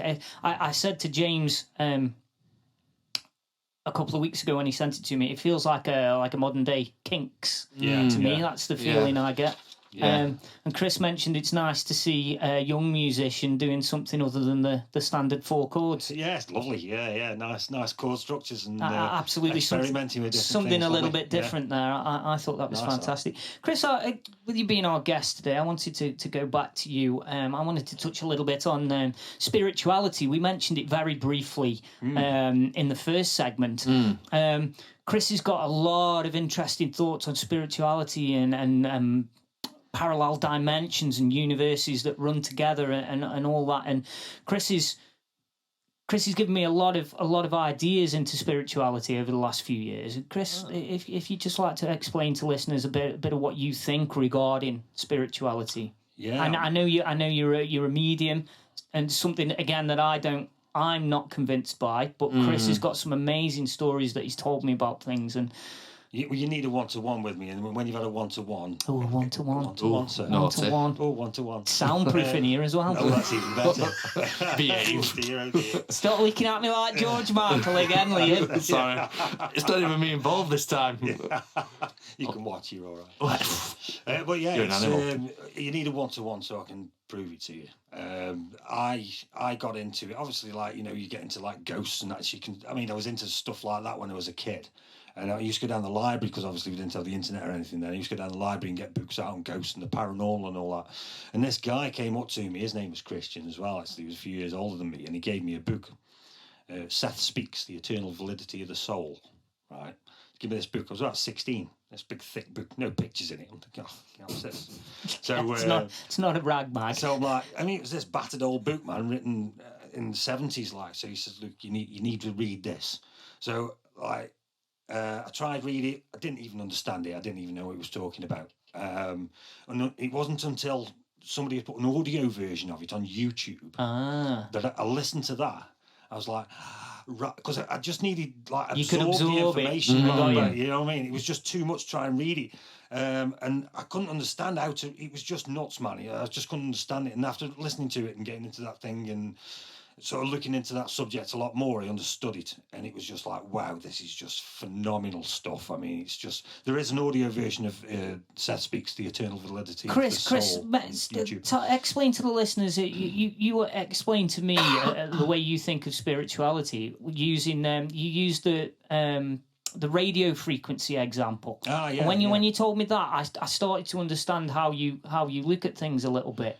Yeah, so if you can imagine, like, we're all in a radio, and the universe is a radio, and then there's all these different frequencies. So, like, say if we're on signal radio, 102.6, we're on this, everything that vibrates at 102.6, we can see, it sort of interacts with our environment and everything else. You've got 94.6 Radio Stoke, the stuff on Radio Stoke, but it doesn't interfere with signal radio. So the stuff going on in the same place, in the same radio, on the same plane. But you can only you can only experience the frequency that you're tuned into. But if you start shutting off this frequency, so you start doing meditation and stuff like that, start shutting off your ears, shutting off your eyes, laying down, using meditation, growing roots from your feet, doing all sorts of relaxing sort of techniques and all that, breathing techniques. And then this helps you to calm yourself enough to open your mind to you can hear these stuff. other frequencies, as it were. You can hear stuff and see stuff from signal radio if you turn from Radio Stoke if you can turn signal radio off. But because signal radio is bombarding your senses constantly, you know what I mean? It's almost impossible to be able to switch it off. But once you learn to be able to switch it off and get some information and it's right, and you can bounce it off somebody, and you can open that way of communication, it opens even more when you got more and more and more and more proof, and then you end up being able to do it when you are being bombarded with all this information from physical reality, like Colin Fry and a few others. My mum was dying of cancer. I wanted to know whether it was true or not. I'd read this book. I got the audio. My mate went to mediumship classes in Newcastle with a lady called Lynn Hill. Amazing, beautiful woman. She's unbelievable talent, and how she's opened herself up to be able to receive stuff, just like, and all the techniques I learnt off her with psychometry, with all mediumship and everything. Like, you know, she taught me how to meditate and all that. And I've done it. I've done it myself. I've done loads of links of people. I was around with mates, and his dad turned up just out the blue. I was working in a house in Stone, and this guy turns up next to me. Hello, I'm George. I'm like, oh God, here we go. Hi, I'm Chris. Like, you know, what are you doing? Oh, well, I'm drilling the wall out. And he was chatting to me, and his missus come down the stairs, and I'm thinking, like, this is nuts. So I chatted to this girl whose house it was, who was doing the work for. And she says, no, I bought it off a young lady, like, you know, obviously it must have been this guy's daughter, this couple's daughter. So anyway, a couple of days later, she's chatting to the neighbours, and then she texts me like, you know, I've been chatting to the neighbours, you were bang on. His name was George, described him to a T. Wow. He was into this, he was into that. He said he was into radios and all that. I said, yeah, wow. he had an AM radio in his yard and all that sort of stuff. Just ridiculous things, man. And I had two girls take the mickey out of me once down in Gillingham in Kent. God bless them, still mates and like good girls, and they were taking them. Oh yeah, you know. And I said, well, I'll tell you what, I won't have a drink or anything. You know, I'll lay off everything. I'll do your link after. Like, I had them both crying. Both the granddads come through. Jesus. And I went. My mates phoned me up the other day, and he's like, yeah, come round, man. Give us a link, like, you know. And it's hard when you're sort of called up on it, but like I went round. I'd got his missus' dad with me straight away before he even walked up the drive. Like, Mike, wow, Mike, wow. Yeah. So I was like, hey, I've got Mike with me. Mike's with me. Yeah. Oh yeah, that's my dad. Yeah. Chris, is this something that you offer as a service at all? Is this something that people could get in touch with you, and perhaps you could chat to them about? Because there are a lot of people who are interested in mediumship, and there you go. It's not something I believe in, but Chris has opened my eyes quite a bit to spirituality in of itself. So is there any way people can reach out to you, Chris? I know you run a page. You run a page. I do. That's a private page. Is that a private page? Yeah.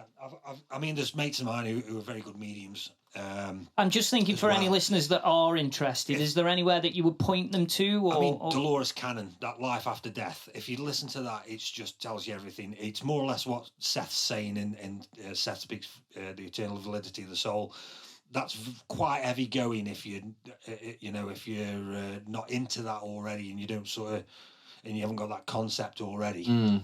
But if you're interested in that type of thing, you know, it's just give us a shout on Facebook, man. You know, just give me a message. I'll point you in the right direction. And anybody that can't find him, just get in touch with us, and we can always link you in. I wanted to talk about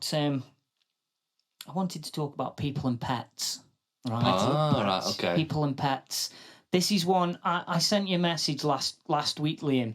Yes. Early last week, just after we'd recorded episode 2 of the Anger Management podcast, and this is one I've never been able to get my head around. Okay, we for those of you that don't know, I personally live out in the countryside. I live near to Alton Towers, if anybody's been to Alton Towers. So I live in the middle of nowhere, surrounded by countryside.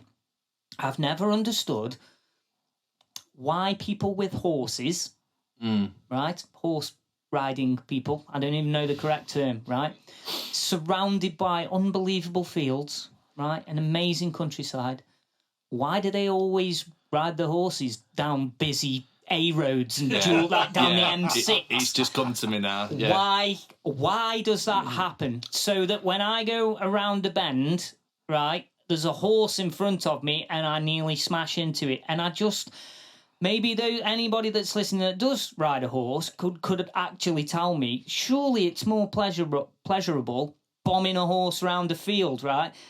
Again, I say bombing. I know it's not like a Honda CBR 90 or anything, like a bog seat. I get that. It's not like it's a horse. I understand it's not a twist and twat. It's faster than a bog seat. Yeah. It's not like driving a Pergo, is it? A Pugot. Pugrot. Liam has trouble pronouncing car names. Peugeot. But I've never understood it.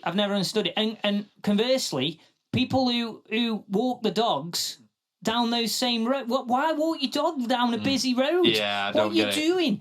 No. Don't go on the main road. Go down the field or the park. Or walk a dog next to a dual carriageway. And I'm thinking, right, okay, so you've had that dog for 5-6 years, we'll say, for example. All it takes is for that lead just to snap and it runs out into a dual carriage. Mad. What's going to win? A truck or a van or a car? Every time it goes out, he's just breathing in fumes. Just breathing in fumes because it's the same height as the exhaust. Yeah. Just like go out for a choke. I remember driving along with my friend Rob once. We were on the way to work. We were going down the A50, which is a big, busy dual carriageway in Stoke-on-Trent. It was rush hour. We were on our way to pick up some guys to go to work, and there was a lady, right, pushing a pram down the central reservation on the A50. No. And we had to stop and ring the police. Yeah. And we rang the police, and apparently they'd had like 200 calls in 10 minutes. She was pushing a pram. And let me get this right. She was pushing a pram down the A50, and she had a toddler with her as well. Maybe 5-6 years old. Jesus. Right? Down the central reservation in rush hour on a dual carriageway on the A50. Yeah. What was wrong with her? Was she just... I don't know, I didn't stop and ask her, Well, Liam. excuse me, love. Duck. What's wrong with you? What's wrong with you, like? Yeah. Hey? Sort your head out. Give your head a wobble. There's a pavement over there. Yeah. But on Central Reservation. Wow. Crazy. But people and pets. It sort of links into with last week's segment about certain people always seem to have certain cars. Yes. Certain people always seem to have certain pets. Yes. I was Yeah. going to mention Good the old Valley Girl type person, your Paris Hiltons. You have Yes. them tiny little dogs you can fit in a purse. Pomeranians, isn't What's it? that all about? I got a You might clue. as well have a little rat on a stick. It's ridiculous. A rat on a stick. You know what I mean? If you can have a dog, have a dog. Yeah. Have a little pigeon with Farty a collar thing. on. You know what I mean? It's insane. And then of course you get odd men. Or with pit bulls. Odd men always have like staffy bulls. Yeah, And that's like, it. what's that all about? Nice dogs, don't get me wrong, but it's like a fashion statement. I've always had mongrel dogs, I have. I think my little dog, Kira, right, she's a collie, but crossed with, I can only say, a fox. She's got the bushiest tail, and there's like a tail that's 3 foot wide. But I always like the mongrel dogs. Oh. I always like, because they're a bit like weird looking and they're a bit fucked. You know what I mean? And I like an underdog. Yeah. You know what I mean? Just can't get your head around why people take the pets near dual carriageways and shit like that. It's the horse riding one for me, Liam, more than anything. The horse riding one kills me. I've been on a horse once. My friend Summer, if you're listening, shout out.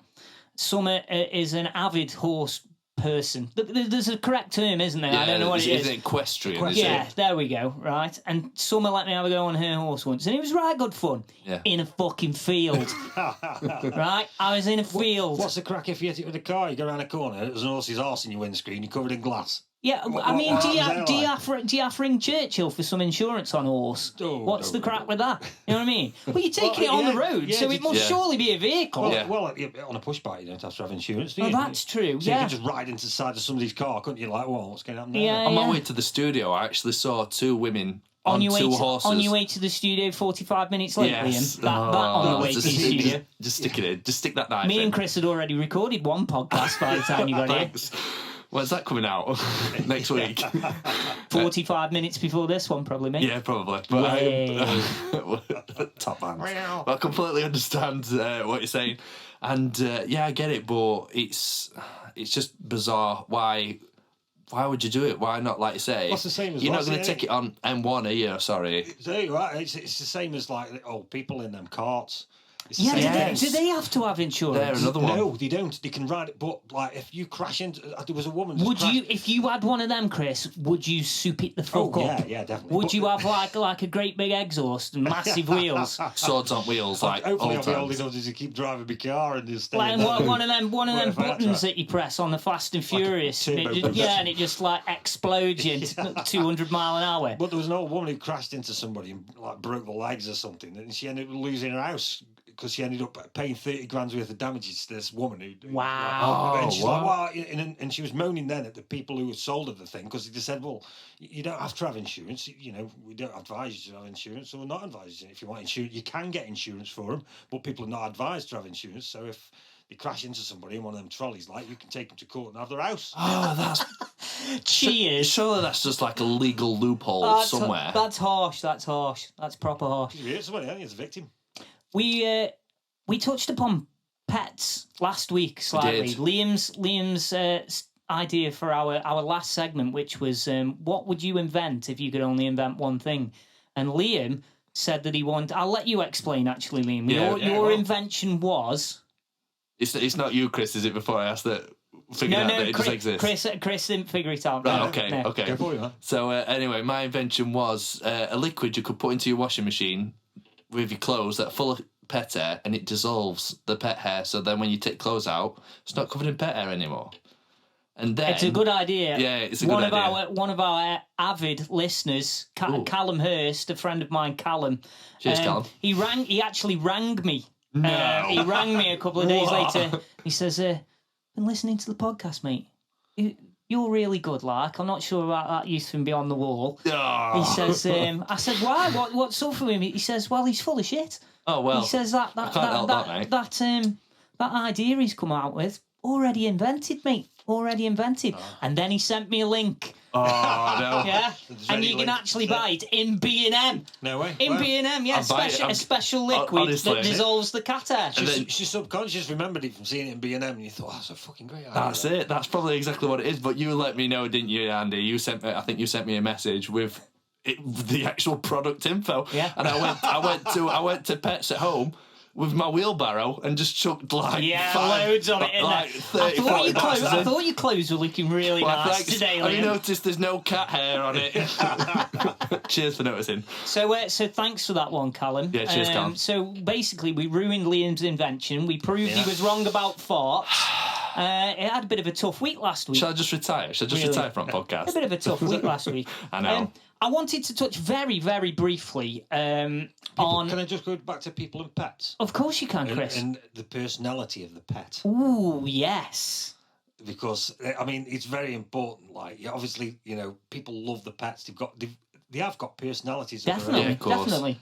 In spiritual terms, you can become a pet in another life, in reincarnation. Right. So it's without identifying as a dog, a cat, or yeah. I mean, if you could have been a dog, if you this isn't like the woke brigade who literally say you can identify as a dog not at all, if you want to. You may have been a dog. This is almost like a reincarnation type. Yeah, you may have been a dog in a previous life and loved it that much that you love dogs, that you want to be around dogs and all that sort of thing, or a cat or what have you.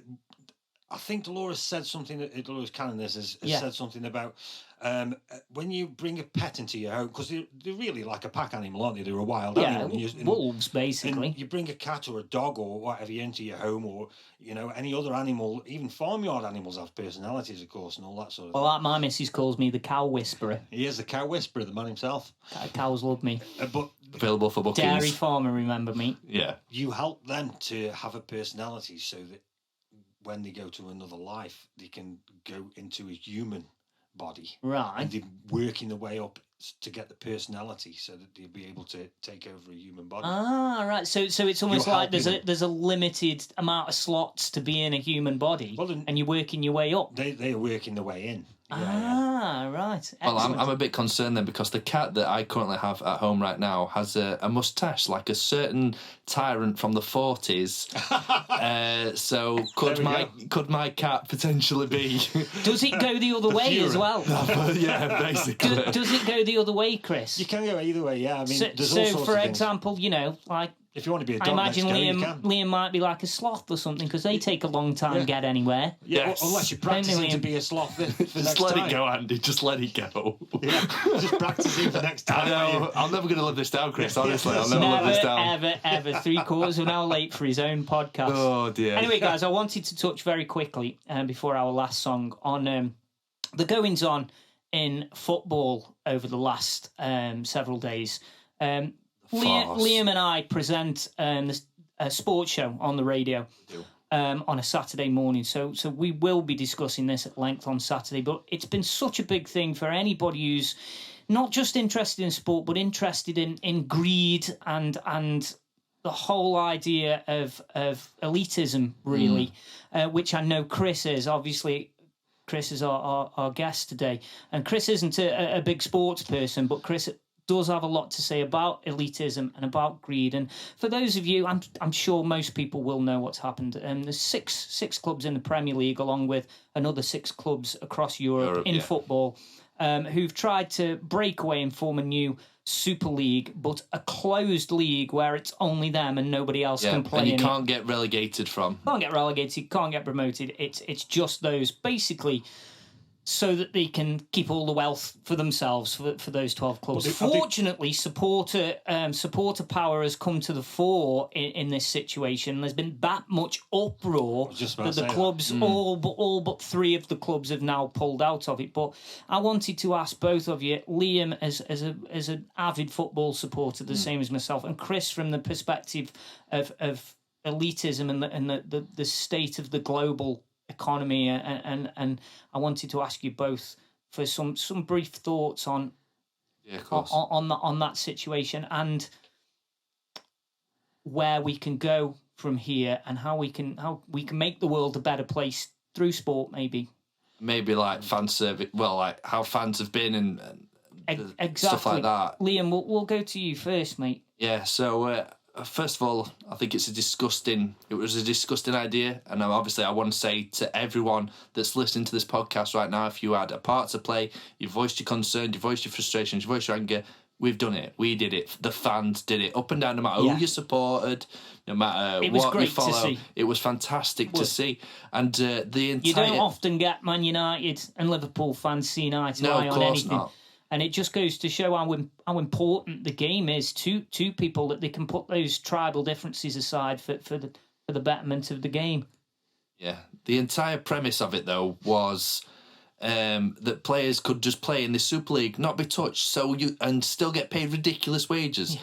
So, like, obviously, if you had PSG, for example, and you've got Mbappe, he could turn up for 90 minutes and just stand there. He don't need to play out of his skin because he gets nothing from it. He just stands about, and he got no fear or consequence of getting relegated. So a player could just walk on for 90 minutes, stand there and get paid 400 grand or whatever it may be, and just stand there because that's the league that they've set up effectively. Yeah. You can't get relegated from it, so why play? Why make the effort? It would be taking the element of competition away from competition, which is the whole point of it in the first place.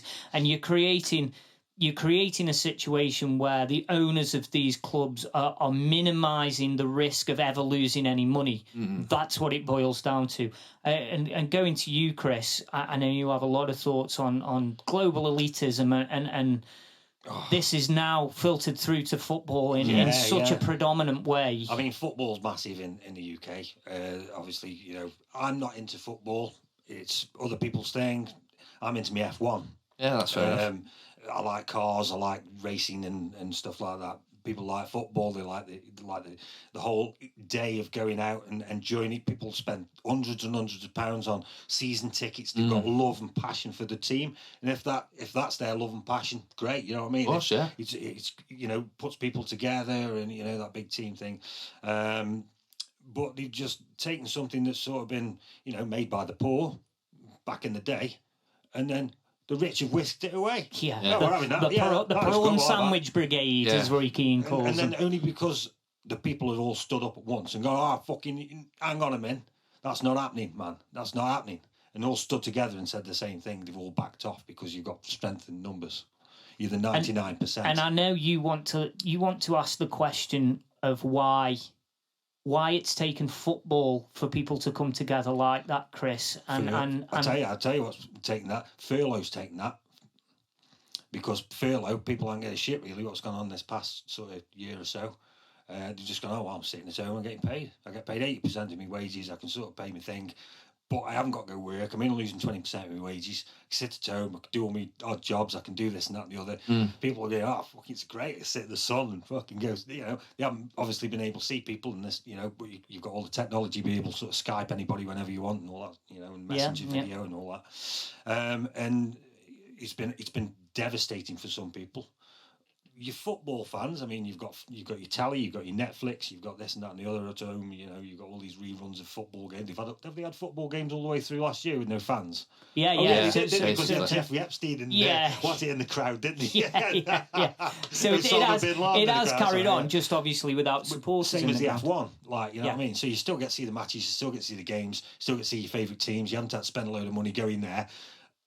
And I think they were trying, and they've sort of gone through that year with you sort of watching these games at home, and you're enjoying yourself, and you probably had a couple of people around here and there on the sly light, you know what I mean? Stood in the garden, of course, having a beer, watching socially the telly through the window. Yeah, socially distanced, of course. And people have probably had a good time watching the game at home and all that. They haven't been at work on that particular day because work's been shut. They've been able to watch all the football and everything all the way through. And then they thought, well, we'll give them that all year and then we'll whisk it away. Well, no, it didn't work because people want to go. Yeah. People want to go to the matches. They want to feel that crowd shouting and that camaraderie, just that buzz that you get from being at football. Like live music, like, absolutely. With crowds and that buzz, the atmosphere, the electric in the air. Absolutely. And Chris just showed me a photo of how we seem as a country or as a society, we seem to accept a lot of things that we know aren't right, and no more so than the last 13, 14 months. So many liberties and freedoms have been taken from us, and we've pretty much accepted it all without so much as a whimper. Most people anyway. Yeah. And yet something football related comes along that we know isn't right, and every single football supporter in the country has been up in arms about it. So I ask you both, how come it seems, if a politician does something that we all think is wrong, we sort of just go, oh well, we better just toe the line. If a football club owner does it, then we all I think react. I can see where you're coming from. How we have. But I think, like, surely, as I was just touching on in my previous comment, was the power of people, forgetting like the label of fans. It's people that have come together to get this and demolish this that's been put forward to all these other people and millions of people, not just in the UK but obviously throughout Europe. And surely shouldn't we be tackling similar sort of things in any aspect, like say, so like COVID, racism in sport? Shouldn't we be taking a similar sort of stand against them? And a unity, I suppose. That's all you're saying. Effectively, we need to take a stand where we might have differences of opinion, but when something's right and something's wrong, most of us know. Yeah, I'll go back again with the taxes and stuff like that. So you're taxed on the money when you earn it. And then when you go to shop and buy something, you're taxed on it when you spend it. Yeah. You're taxed on it when you die and try leave it to anybody. That's it, unless you're sort of clever enough and do power of attorney in 7 years and all that. Yeah. You're taxed on everything. You're taxed your road tax, your council tax, everything. Your TV license is taxed. This is taxed. That everything you spend is taxed, as well as the money that you earn is taxed. That's the first law that they put through every year in Parliament. It was supposed to be for 1 year to pay for the Napoleonic Wars, which were funded from both sides. Both sides were funded by the Rothschilds and Rockefellers anyway, but they said that we need the money for the Napoleonic Wars, so we'll tax the population for a year. And then just happen to never stop. Well, they just have to repeat it every year. That's the first law that they put through every year in Parliament when they open up. There's the taxes. It doesn't actually carry on. They actually stopped it in about 1815 till about 1846, and then from 1846 it's carried on every year then. Wow. But where does that money go? I mean, how much have they just spent on that track and trace? How much have they just spent on billions? How much have they spent this? How much have they spent on that? How much have they spent on the space thing? How much are NASA having per day as a budget? And what are they giving you? An helicopter that disappears? I'd love having an helicopter that disappears. Can you remember Airwolf? Yeah. Is that right? Yeah, it is. Talking TV themes last week. We were, Chris. You'd have enjoyed that one. Anyway, guys, I want to play one more song on tonight's podcast. It's my absolute pleasure to play this song. It's by an artist called Simon Clulo. And Simon, I've grown up with Simon in the same town, same school, same village. We've been friends for 35 years, played football together as little kids. And Simon is an absolutely fantastic singer-songwriter. acoustic guitar player, and he plays country pop, country rock. Cool. Very chilled, but he's brilliant. He's his latest record, his latest single is coming out on the 7th of May. I think I've got that right, and it will be available to pre-order, I think, on the 29th of April, I think he said. The song's called Devil on My Shoulder, and I've listened to it. It's fantastic. It's recorded by, I think it was Matt Bishop, or it might have been Tom, one of the Bishop brothers anyway. We know the Bishops. Both fantastic guys, great engineers. And Simon's recorded the song with them. So we're gonna check it out now. Like I say, guys, it is available on the 7th of May. All your regular download places. Not sure it might be available on CD as well. But we'll have a listen. The song's called Devil on My Shoulder by Simon Clulo. It's a street light on the corner, but it's empty. I'll have to guide my way again. I'll take the dusty back roads through California,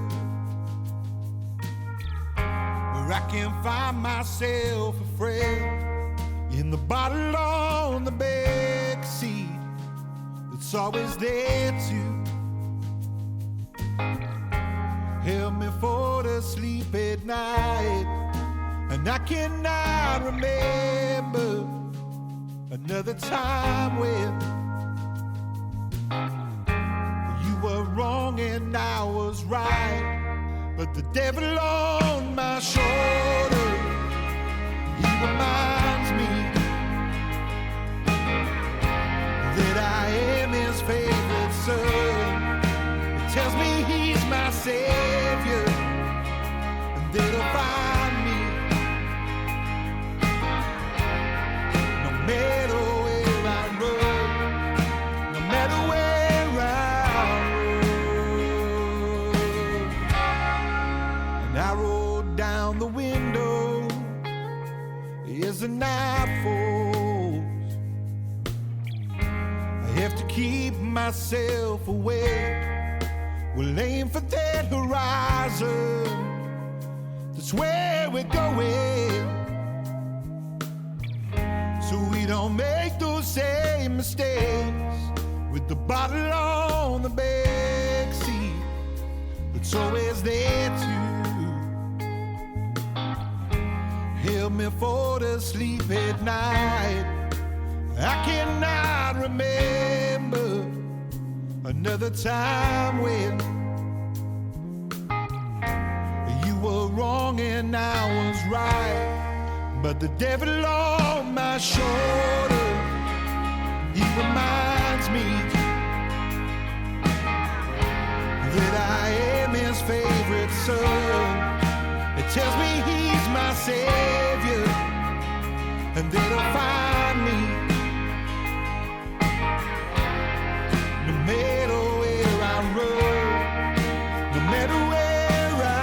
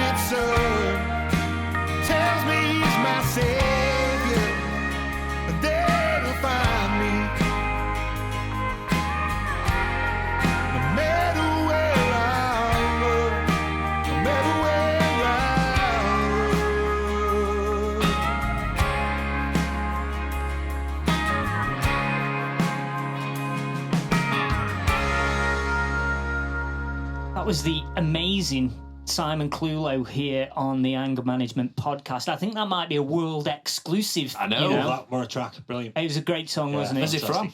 He's from Cheadle. I've grown up with him. I thought it was like Texas. No, he's not but- from Tennessee or anything like that. No. Style, man. Yeah, it's great style. Yeah, he's a fantastic singer, lovely bloke as well. Obviously performs live all over the place during normal times, during non-COVID times. When you can.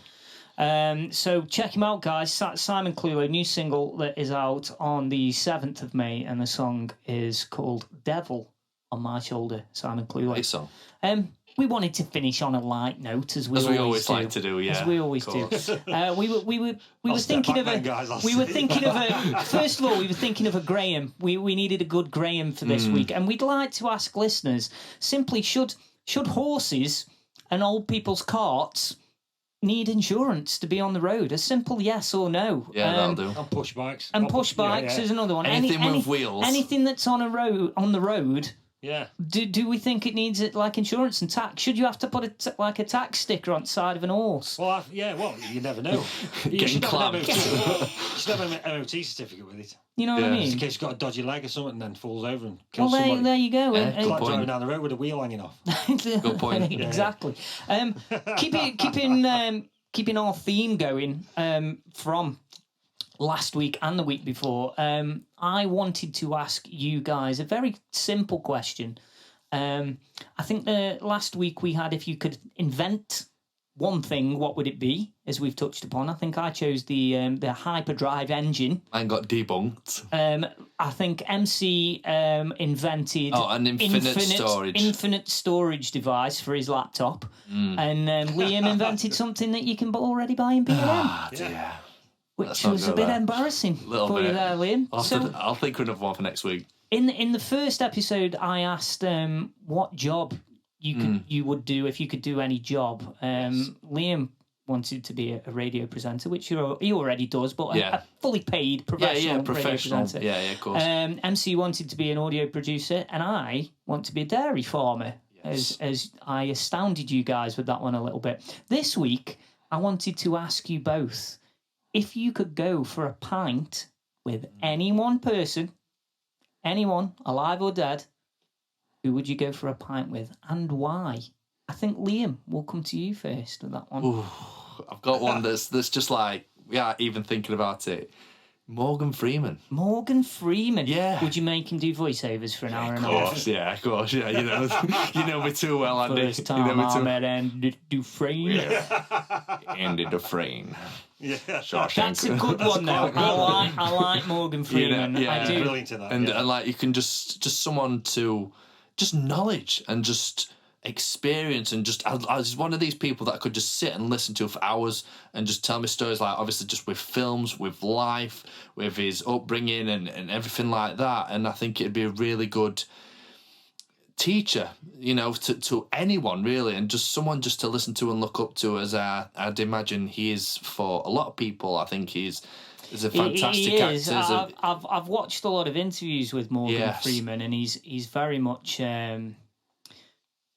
much somebody who comes across as a knowledgeable individual, and somebody who doesn't seem like he stands for any bullshit. Yes, he's got the best quote, hasn't he, about racism? Yeah. Absolutely. Of course, the famous "Stop talking about it." Just stop talking about Doesn't it. exist. That's it. And I like that one, Liam. I'm going to give you that one. It definitely hasn't been invented yet. Oh no, that was last week. Sorry. I'm never going to live this down, am I? Chris, we'll go over to you. I know earlier you took when we were waiting 3 weeks for Liam to arrive. You did What's mention that? 2 in 20 seconds. Just take this knife out my back, will you, Chris? Just take it out. You brought it on yourself, Liam. You brought it on yourself. Chris did say he had already got his in mind. He didn't mention it to me, so this is the first time I'm hearing this. But Chris said he definitely got his in mind. Chris. Well, I can't be doing with all this celebrity mither and all that sort of shit. I just want my granddad. I'm going to my granddad, man. Fantastic. Great choice. He was my best mate. You talk about your granddad a lot. When I come across to your house and we have a little bit of time together, you do reference your granddad quite regularly. So tell us a little bit about your granddad, Chris, and why that's the person you'd go for a pint with. He was born in 1919 in Stoke. never left the country, never went abroad, and he's always spent his time all around Stoke, and just seen so many things. I love Stoke. I absolutely love it. A lot of people diss this place and give it loads of shit. We diss it regularly, but we love it. We love it as well. Yeah, I mean, I've traced my family back to 1690. Wow. To Stoke-on-Trent, my mum's side. Jesus. So it's in me to be on this land. All my ancestors have lived on this land, But my granddad, he was my best mate. He's an unbelievable guy. But he was a miner. He went to sign up for, obviously the Second World War and all that. And they said, occupation, miner. What? Miner, you get back in. We need that coal. You can't go anywhere. Go get shot. Get down that pit. Get down that pit. So he spent the whole of the war here. Not a lot of people did. They also, went out to fight and this and that and the other. Some of the stories used to tell me, he got blown up. He was standing in the doorway one night. Chrissy's just laughed about his granddad getting blown up here. He was standing in the doorway one night and he dropped a bomb. And he's like, oh, look, the planes are coming over. Missy's, can the air raid shelter? Yeah, all right, yeah. Just watching it happen. He must have just dropped one near Shelton Bar, trying to bomb Shelton Bar or something and he ended up somewhere over towards Abbey Alton or something that way. And he saw it coming down and it blew him back and blew the door off and blew him into the hallway and stuff like that. But there's not a lot of people. All the women obviously stayed in Stoke, but not a lot of the men did. It must have been an interesting time. But that's nice, Chris. I really do like that one. I'm gonna say a controversial one. Oh. Is it a politician? I've sort of got two, right? I'll give you me first one. Go on then. This is the one that I've decided finished in second place. Okay. It's Bob Ross. Bob Ross, the painter. Oh, yeah. There's no such thing as mistakes. I did not know who Bob Ross was until my wife introduced me to his programme from the 80s, right? And she'd put it on, bedtime. She'd put it on to go sleep to. I was just enthralled by Bob Ross. You're fascinated. And this is how much, when we'd first started to see each other, me and my wife, we first got together, that we'd watch Bob Ross on the TV and fall asleep to it. Brilliant. And I found it amazing. And there's a little story there. My wife and I, we got married in Las Vegas, as I think I mentioned earlier. And we spent nothing on our wedding. We spent it on travelling instead. It cost us $60 to get married. And our wedding rings cost £7 each, right? Brilliant. And I got mine on here. And the reason that we've got these, right, cost nothing, but means so much. They're both made out of titanium white, which is what Bob Ross says all the time. All the time. I'm going to use a little bit of titanium white. And it used to kill me and my missus, and that's why we've got these rings, even though they're worth nothing, they're worth everything to us. Sentimental value. Do you know what I mean? Yeah, of course. But Bob is in second place, and it's only because this person, again, this might be controversial, but I would just love to pick his brains about how he went down this road and how he got to be the person that he became. I'm proper intrigued right now. Well, it's probably the most famous person in history. It's Adolf Hitler. Oh. Adolf. It's Adolf Hitler. Controversial, yeah, but interesting. Wow, can you imagine sitting there in a beer hall in Munich for 3 or 4 hours with Hitler and just getting it? Why did you become this person? Yeah. Why did you? Because some of the ideas you had were great.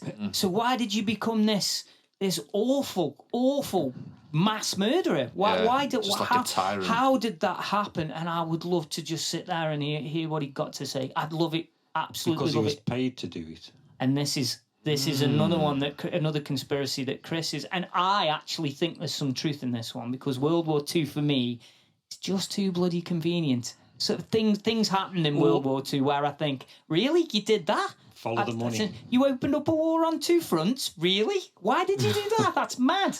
But anyway, that's a topic for another day. That is, yeah, of course. But that would be my sit down and have a pint with person. That is a good one. Obviously, when you said you'd find out one way or another, wouldn't you? Yeah. Well, if you could get the truth, of course. Well, that's it. But even if you couldn't get the truth, Chris, can you imagine being able to sit there with him and just ask him about, the Holocaust? Just his life. Why did you come up with that? Well, that's a bit grim. And why did you why did you not really want to attack Britain? Right? Why did you stop at Britain? Why did you open up a war on two fronts? Why Jews specifically and stuff like that? Just so many amazing questions that you could ask. But that's where I am. I'm with Hitler. Chris is with his granddad. Yeah, man. Yeah, I think that would be all in the same room. All in the same room. Like it. Yeah. I think that would be cool. Got Morgan Freeman here with me. Morgan Freeman. I think the three of us and them three round a pub table. We could do it now as well. You're allowed to have 6 round the table. Yeah. It would be all right. We'd be a bit cold by 9 o'clock. But, you know. Stick a coat on, we'll be all right. That's it. So get onto YouTube. Get onto Twitter and take part in our Graham poll. Yeah. At Anger Managed Pod on Twitter. Thanks, Liam. Just I'll get the blurb into just do the blurb. Do the blurb before we go, Liam. Jürgen's telling us it's 10 to 9. Yeah, you can. It's home time. You can find us on all our social medias. Obviously, we're on Facebook at the Anger Management Studio, Anger Management Studios. On Twitter at Anger Managed Pod. On Instagram, Anger Management Studios. And you watch us on YouTube, which we are currently filming right now. So, hello everyone watching on YouTube right now. Little wave for you there.